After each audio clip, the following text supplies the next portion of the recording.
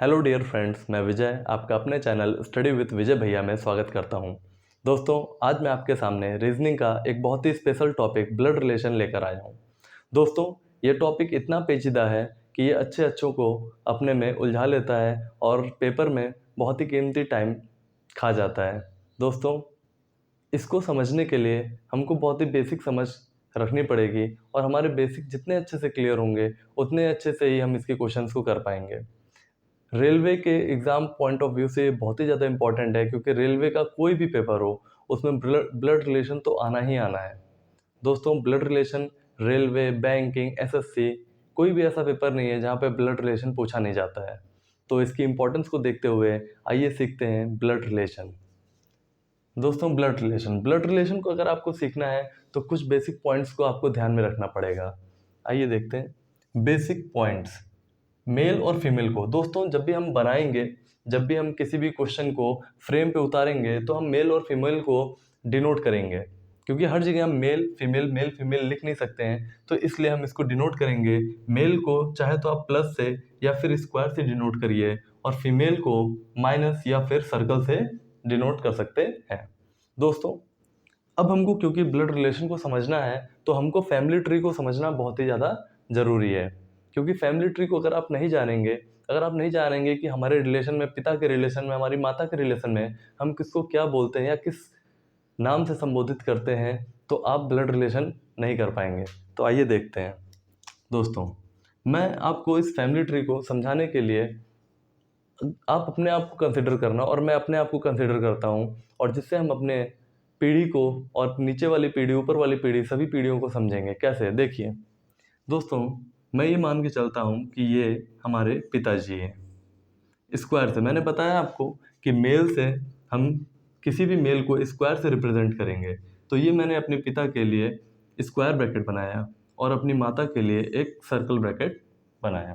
दोस्तों, स्क्वायर, क्योंकि ये हमारे पिताजी हैं तो मैं यहाँ पे एफ लिख दे रहा हूँ, एफ फॉर फादर, और क्योंकि ये हमारी मदर जी हैं तो एम फॉर मदर।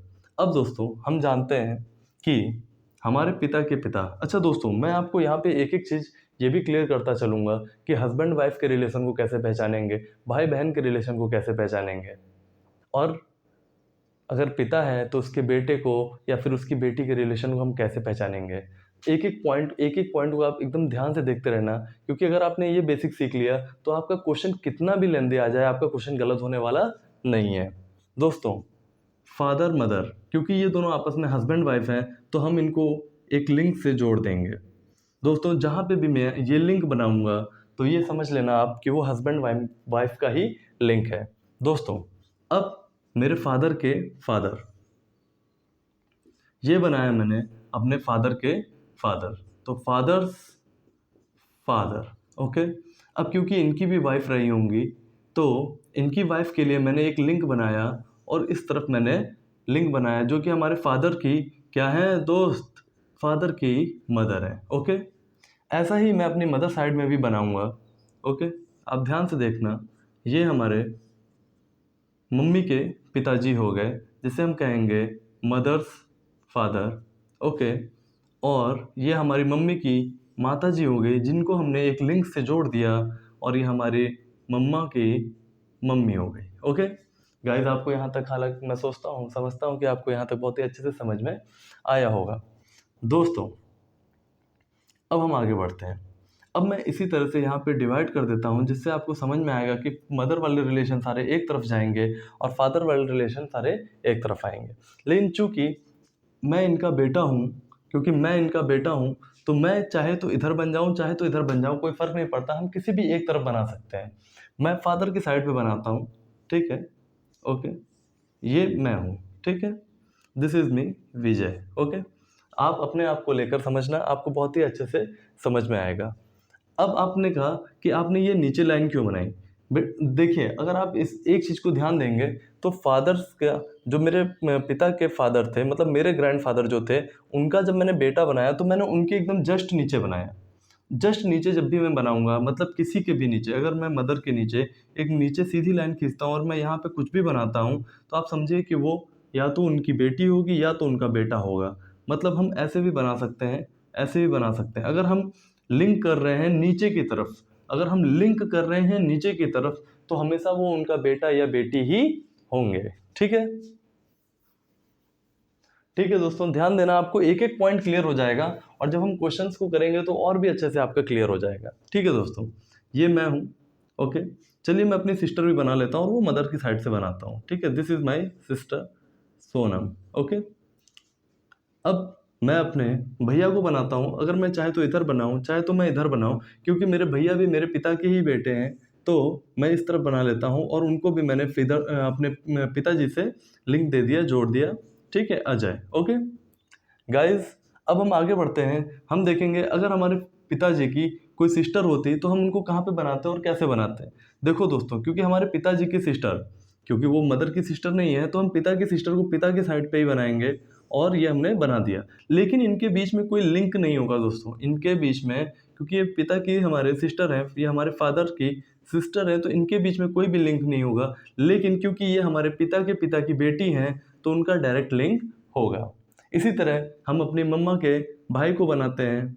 ठीक है दोस्तों, ये हमने बनाया और उनका लिंक कराया, ऐसे लिंक हो गया क्योंकि वो हमारी मम्मी के पापा के बेटे हैं तो उनका डायरेक्ट लिंक हो गया। लेकिन मम्मी में और हमारे जो भी अंकल हैं उनके बीच में कोई भी डायरेक्ट लिंक नहीं होगा, जो हमारी मम्मी के भाई हैं उनके बीच में कोई भी डायरेक्ट लिंक नहीं होगा।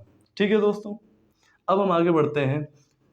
क्योंकि मेरे भैया की शादी हो चुकी है तो उनकी एक धर्म पत्नी भी हैं, तो उनके लिए मैंने एक लिंक बना दिया और देखेंगे आप, मैंने उनको एकदम बराबर में रखा। जब भी हम बराबर में रख के लिंक को ज्वाइन करेंगे तो इसका मतलब वो हस्बैंड वाइफ ही होंगे और उनका नाम अंतरा है, तो मैंने AN से लिख दिया। ठीक है दोस्तों, अब क्योंकि उनका एक बेटा भी है तो मैंने उसके नीचे एक बेटा बना दिया जो कि मेल मेंबर है और उसका नाम अव्यान है, तो मैंने AV लिख दिया। ओके दोस्तों, अब ये हो गया हमारे सारे रिलेशन। ये मेरे घर का फैमिली ट्री अच्छे से तैयार हो चुका है। ये हमारे मम्मी के भाई हैं। ठीक है, मदर्स ब्रदर। ओके, अब गाइज मैं आपको इसमें समझाऊंगा कि क्या क्या रिलेशंस बन सकते हैं और आप जब भी आप कोई क्वेश्चन करोगे तो आप किसको किस नाम से रिप्रेजेंट करते हो। जैसे हम मम्मी के भाई को मामा कहते हैं, अपने पापा की बहन को बुआ कहते हैं, फिर आगे हम और भी क्या क्या रिलेशन यूज़ करते हैं तो हम समझेंगे कि उनको हम जब क्वेश्चन करने जाते हैं तो क्वेश्चन की भाषा में हम उनको किन नाम से जानते हैं। दोस्तों, ये हमारे फादर, ये हमारी मदर। फादर के फादर हमारे ग्रैंड फादर लगेंगे, फादर के फादर हमारे ग्रैंड फादर लगेंगे और वही सेम मम्मी के भी फादर होंगे तो वो भी हमारे ग्रैंड फादर ही लगेंगे। ठीक है, सेम अगर हमारे फादर की मदर है तो वो हमारी ग्रैंड मदर हो जाएंगी। सेम अगर हमारी मम्मी की मम्मी है तो वो भी हमारी ग्रैंड मदर हो जाएंगी। अब हमारे फादर की जो सिस्टर है वो हमारे लिए आंट बन जाएंगी, वो हमारे लिए आंट बन जाएंगी। ओके, और उसी तरह जो हमारे मम्मी के भाई हैं वो हमारे लिए अंकल बन जाएंगे। अगर हमारे फादर के एक और भाई होते, फॉर एग्जांपल अगर आप मान लीजिए हमारे फादर के एक भाई हैं, ठीक है, जिनको मैंने यहाँ पे बनाया और फादर के फादर से ज्वाइंट कर दिया, तो वो हमारे क्या लगते हैं, वो भी दोस्तों हमारे अंकल ही लगते।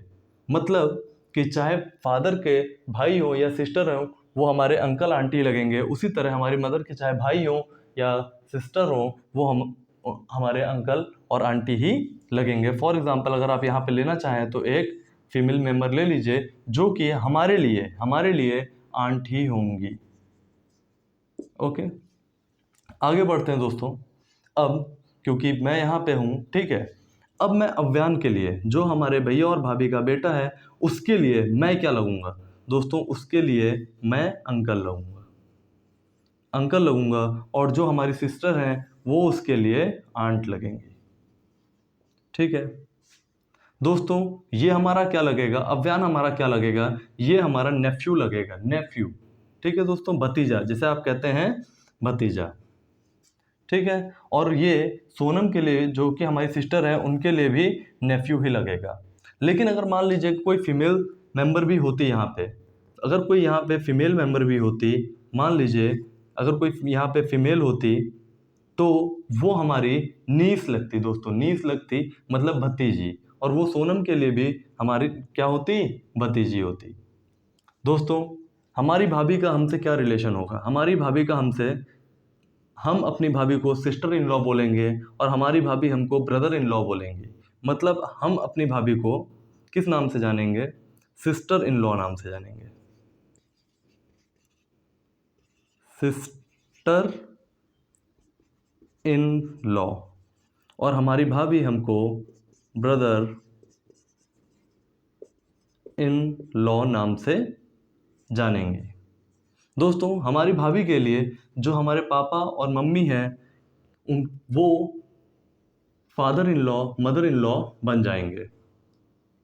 दोस्तों हमारी सिस्टर के लिए हमारी भाभी सिस्टर इन लॉ, और हमारी भाभी के लिए हमारी सिस्टर सिस्टर इन लॉ हो जाएगी। उम्मीद करता हूँ दोस्तों कि आपको ये खिचड़ी ना लगकर थोड़ा समझ में आ रहा होगा, क्योंकि बहुत ही ज़्यादा खिचड़ी बन जाएगी तो आप कंफ्यूज हो जाओगे। तो इसको यहीं पे रोकते हैं और इसी के हिसाब से आगे के क्वेश्चंस हम करेंगे जिससे आपकी बेसिक्स को क्लियर हो जाए। ठीक है दोस्तों, एक क्वेश्चन मैं आपके लिए 2 क्वेश्चन लेकर आया हूँ। आप इन क्वेश्चंस को देखना और समझने की कोशिश करना। जो भी मैंने यहाँ पे समझाया है अगर आपको समझ में आया है तो आपके लिए क्वेश्चंस कुछ भी नहीं है, और धीरे धीरे हमारे जब बेसिक्स तैयार होंगे तो हम एक लेंथी क्वेश्चंस भी हम आराम से कर लेंगे। आइए देखते हैं। If A is the brother of B. दोस्तों सबसे पहले आपको बनाना आना चाहिए, मैपिंग करना आना चाहिए कि आप क्वेश्चंस की मैपिंग कैसे करेंगे।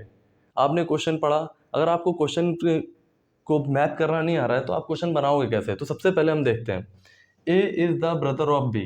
तो सबसे पहले हमने देखा ए कोई है, ठीक है, एक मिनट, हमने देखा कि ए कोई बंदा है, ठीक है, is the brother of B, वो बी का भाई है। तो भाई है तो मैं इसको स्क्वायर ब्रैकेट में रखूंगा, ठीक है, किसका भाई है, बी का। चलो बी को बना लेते हैं, कोई दिक्कत नहीं। अभी बी के बारे में कोई इन्फॉर्मेशन नहीं है, मैंने आपको बताया मेल मेंबर स्क्वायर से रिप्रेजेंट होंगे, ठीक है। ओके आगे बढ़ते हैं। B is the sister of C, B is the sister of C, B C की सिस्टर है, ठीक है, बी सिस्टर है, किसकी सिस्टर है, सी की सिस्टर है। बढ़िया, सब एक लाइन में, इनके बीच में आपस में कोई रिलेशन नहीं, कोई रिलेशन का मतलब वो भाई बहन है, ठीक है। C is the father of D, C is the father of D. अब सी फादर है, और फादर दोस्तों बेसिकली क्या होते हैं, मेल होते हैं, ठीक है। तो C is the father, C is the father of D. मैंने देखो नीचे लिंक कर दिया, और मैंने आपको बताया था कि जब हम नीचे लिंक करेंगे तो वो फादर और बेटे मतलब फादर एंड सन का ही रिलेशन होगा, या फादर और डॉटर का रिलेशन होगा, ठीक है। अब आपसे पूछा जा रहा है C is the father of D, how is D related to A, how is D related to A. दोस्तों पूछ रहे हैं कि डी का ए से क्या रिलेशन है, how is D related to A. दोस्तों यहाँ पे 2 बातें आ सकती हैं, क्योंकि डी के बारे में कोई भी जेंडर की क्लियरिटी नहीं है कि वो मेल है कि फीमेल है। तो हम एक बार कह सकते हैं कि D is the niece of A, और D is the nephew of A. अगर हमसे ये पूछते हैं how is A related to D, A का डी से क्या रिलेशन है, तो ए दोस्तों डी का अंकल है, क्या है, अंकल है। तो आप इसको इधर से भी कर सकते हो, इधर से भी कर सकते हो, ठीक है। दोस्तों नेक्स्ट क्वेश्चन पे चलते हैं, आपको और अच्छे से समझ में आएगा, ठीक है। Pointing to a boy, pointing to a boy Suresh said Suresh ने बोला, pointing to a boy Suresh said, एक बॉय की तरफ इशारा करते हुए, एक लड़के की तरफ इशारा करते हुए सुरेश ने बोला, क्या बोला, ही इज द सन, वह एक ही इज द सन, वो बेटा है, of the only son of my mother, मेरी माँ के बेटे का बेटा है। तो दोस्तों इसको हम कैसे बनाएंगे, आइए देखते हैं।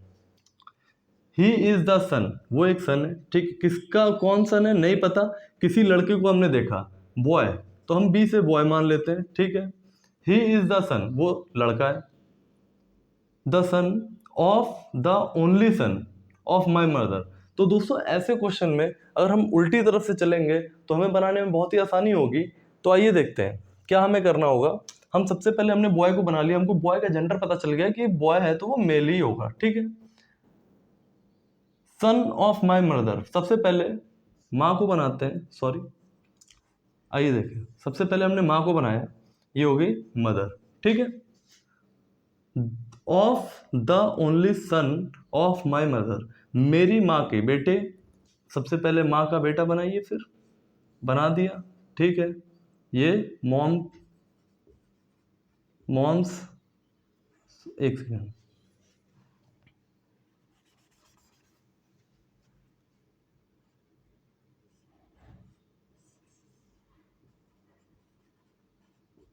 मॉम्स सन, ठीक है। The only son of my mother, he is the son of the only son, मेरी माँ के इकलौते बेटे। जब भी ओनली लगा रहेगा तो इसका मतलब होगा इकलौता बेटा। तो मेरी माँ के इकलौते बेटे का वो क्या है दोस्तों, बेटा है। अब भाई ये माँ है, ये उसका इकलौता बेटा है, और ये उसका बेटा है, और ये उसका बेटा है। कौन है, बॉय, बी से बॉय, ठीक है।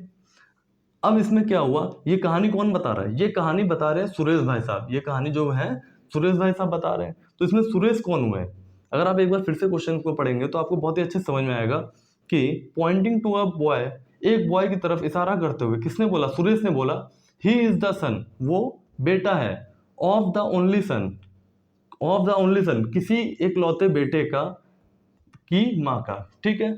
मतलब माँ के इकलौते बेटे का बेटा है वो लड़का, ठीक है। वो लड़के का नाम जो भी होगा दोस्तों, तो इसमें आपसे पूछा जा रहा है how is Suresh related to that boy. तो सुरेश दोस्तों, यहाँ पे सुरेश ये हैं, ये सुरेश हैं। तो सुरेश और बॉय का रिलेशन क्या हुआ, बाप और बेटे का रिलेशन हुआ, फादर एंड सन का रिलेशन हुआ। दोस्तों, आपको ये क्लास कैसी लगी, आप मुझे कमेंट्स में बताना। अगर आपको ये क्लास अच्छी लगी हो तो इसको लाइक करना, सब्सक्राइब करना और शेयर करना। Thank you.